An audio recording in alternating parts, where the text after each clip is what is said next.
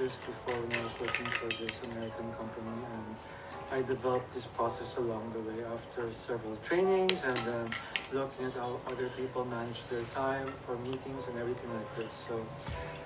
So if you're burdened with so many meetings and there's so many people and trying to organize schedules of meetings, like I used to run many projects, and then how do you manage all these meetings happening at different times and not getting lost, right? So anyway, I assume first, this is with the assumption that you're part of some sort of company or some organization where you have some sort of ground rules on how meetings are held, and you already, of course, at some point or you have some sense of the value of time, and everyone has some sense or value of time, but of course the new people are not necessarily prompt or whatever anyway. And then roughly everybody uses some sort of calendaring tool. From my previous company, it's Google Calendar, and some sort of communication system, whether it's via email or SMS or whatever.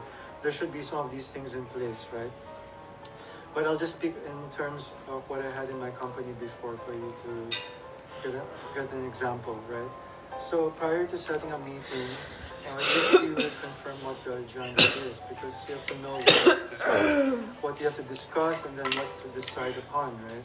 And then after that, you then have to decide how much time do you need. You need 1 hour, half an hour, just 15 minutes, A lot of times before I would think that meeting should be at least 1 hour or more, or sometimes much, much more. But then I realized, things can be completed within 30 minutes or even 15 minutes, depending on how focused you are during the meeting, or if you have a clear agenda, then you can finish faster. So it's very important that you first confirm what the agenda is, and then how much time it would take to finish. Then after that, you can identify who are the attendees of the meeting.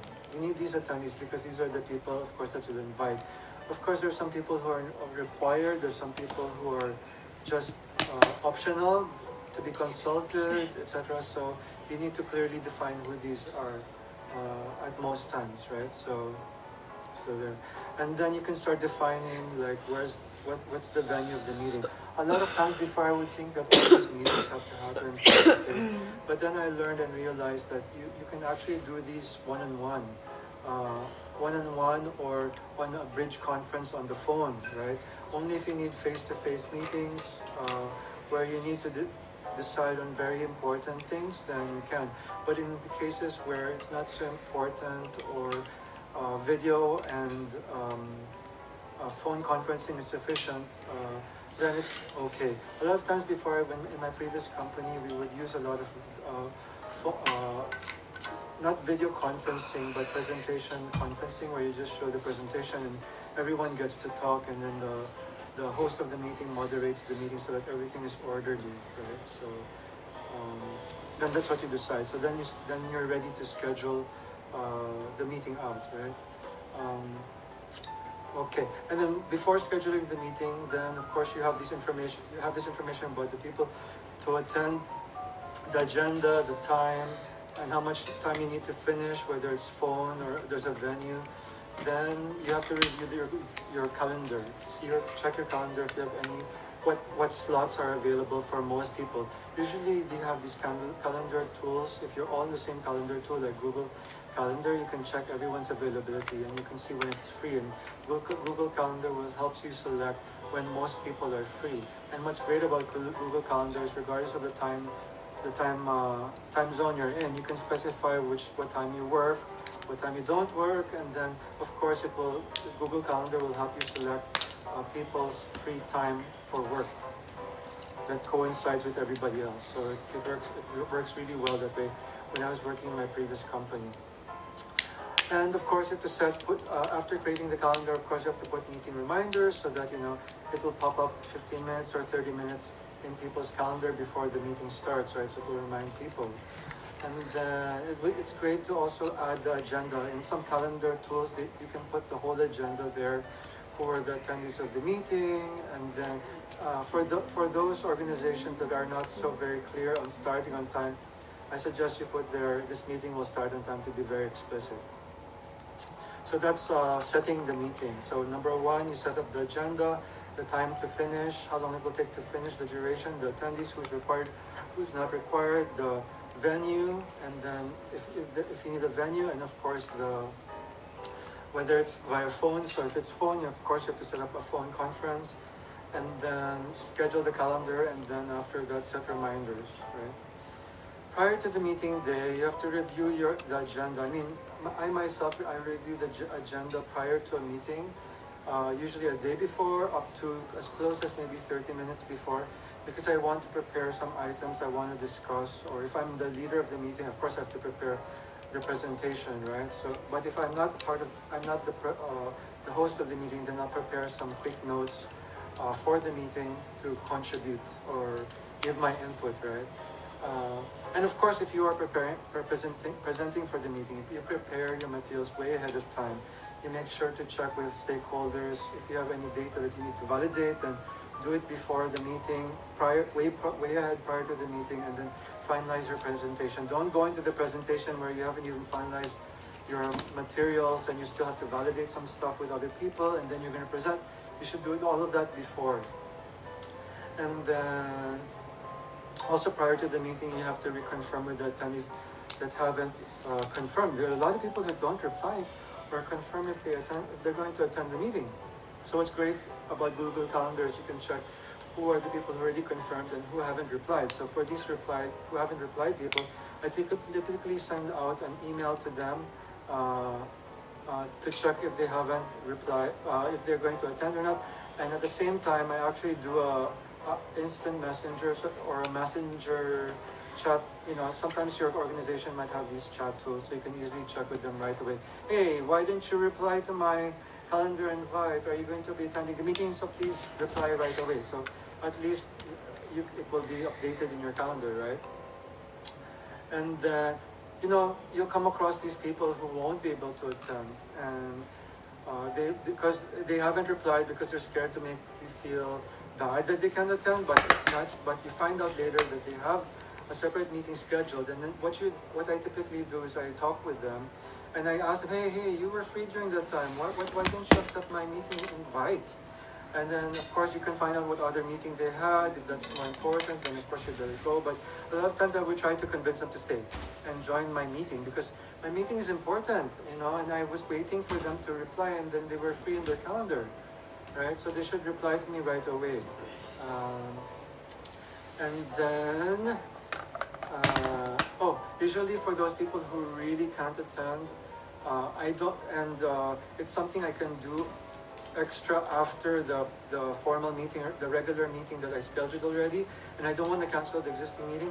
I would still push through with the existing meeting, and then later on I would get back with that other person and do one-on-one, cover everything covered in the meeting, just go over the minutes and tell them this is what happened, etc. This is everyone's decision, and etc. like that, and then I get that last person's input. So at least the meeting time scheduled with everyone else is not wasted, right?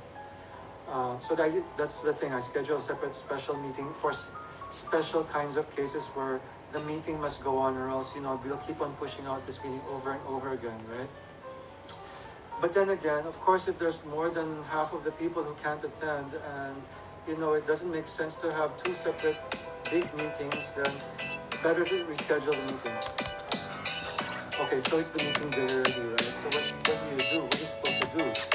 What I typically do is, like, if I'm going to, these are the worst case scenarios, I'm going to be late, I actually tell people that I'm going to be late, and here's my estimated time of arrival to people. That's what I tell them. And if I do arrive early, I tell people, whoever's there, or whoever, if the organization is there, I tell them, I'm already here, we're here, waiting, okay? Because we don't want to waste time. And of course, if you're there waiting, then you might as well use the time to do your other stuff. So bring your laptop or whatever, your phone. First, you can still continue working on your phone or your laptop, right? While waiting, so that you don't waste your time. Okay. Usually, I know that some companies or organizations have like a grace period in their mind, right? But a lot of times it's kind of fuzzy. It's not really pronounced or very clearly specified in companies or whatever. But usually you can put that in your meeting invite about the grace period, but that would encourage people to maybe not show up. I don't know, I don't put grace periods. But usually like when I enter into a meeting, and then if there's someone not there within it varies 5 to 10 minutes, 15 minutes, and they're still not there, then I would tend to tell them, okay, you guys are not here, I think it's better to reschedule. And there's not enough people in the meeting, so it's better to reschedule. So I would tell them that they need to reschedule. But the problem is, if the person who scheduled the meeting is still not there, there must be something wrong, right? So they must have a very good reason why they're not able to make it, right? But if you find out later that they didn't have a good reason why they can't make it, it's best to take them aside and tell them that, please, I scheduled this meeting, I confirmed for this meeting, but you scheduled it and you're not here, right? I had to get rid of other meetings, or I had to prioritize your meeting over other meetings. So please, can you please make sure to make it next time? So that's what's prior to the meeting, when the actual formal meeting happens. If someone's late, or you get to the meeting early, what you can do, etc. Now it's the meeting. Okay, what else is there? Okay, so the next one's like you're in the meeting already, right? So what I usually do ahead of time is like once the host comes in, or if the host was already there before the meeting actually starts, I tell them, hey Mr. D, I have a hard stop at 3 o'clock, so I need to leave at maybe 5 minutes to 3, or I will leave at 3 p.m. sharp, right? Because you need some time to get to your next meeting, or you need some time to prepare for the next meeting. So that's what I usually tell them right away.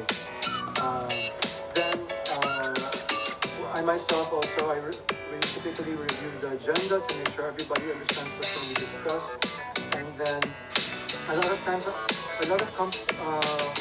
like in my company before, we would identify someone who would be a rat hole monitor. I'm not sure if you know what that means. It means to see if people are just going around in circles and discussing things over and over again, right?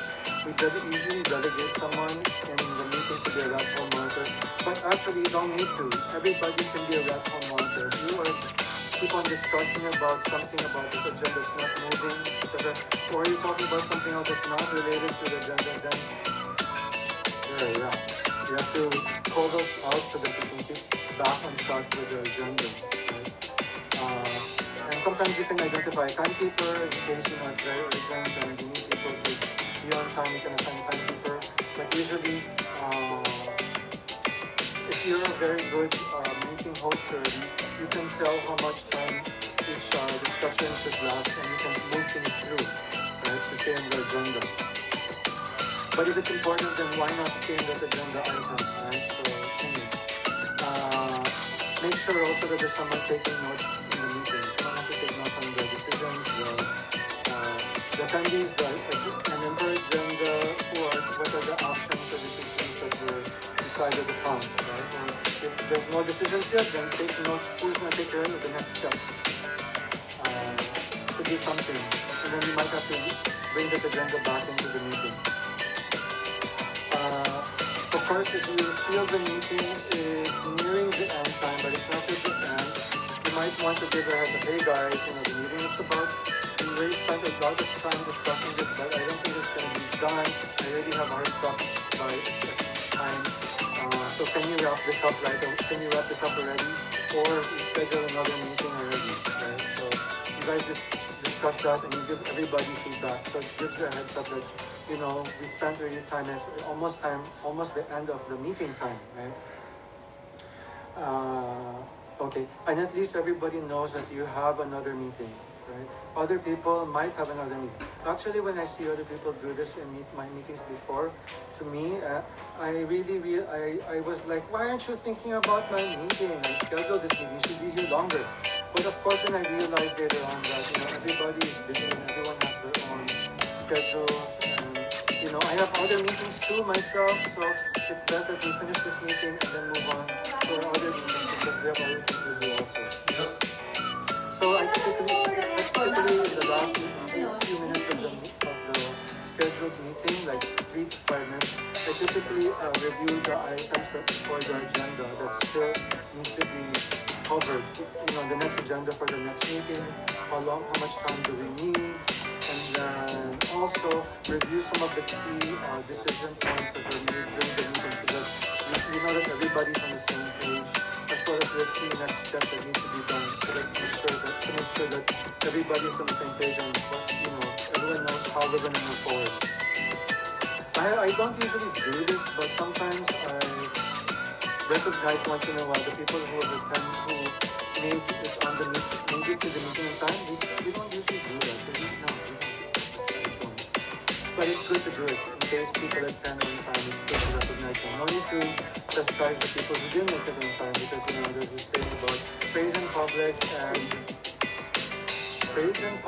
and something in private. I forgot what the word was.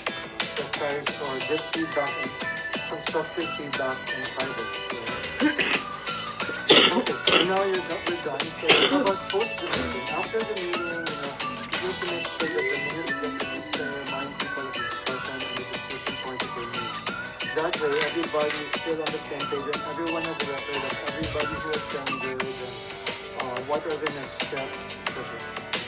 And then you can set up the next meeting. So swiftly set up the next meeting, because everyone's calendar is going to be quickly filled up again, right? And of course, this is the point in time where you can actually talk to the people one-on-one. For the people who are kind of late in attending the meeting, find out why we didn't attend on time, and let them know that it's very important that you attend on time, because my time is important, your time is important. I respect your time. So please be on time so that you can do everything, and then you can go back and do what else you need to do, what other things you need to do so that you can make better use of your time. Anyway, those are my tips that I used a lot in my previous company before, because I used to have many back-to-back 30-minute meetings a day, so like in the morning, back-to-back at 7:30 to 8 to 8:30. It's really literally back-to-back, and what's great about my previous company is they allowed phone conferencing, so I can just call in from home, and then everybody's there from around the world for whatever given meeting, and everybody answers usually on time. If ever there was a grace period, it's probably like 1 to 2 minutes only, because people would drop in and then we would start the meeting promptly and try to get everything done.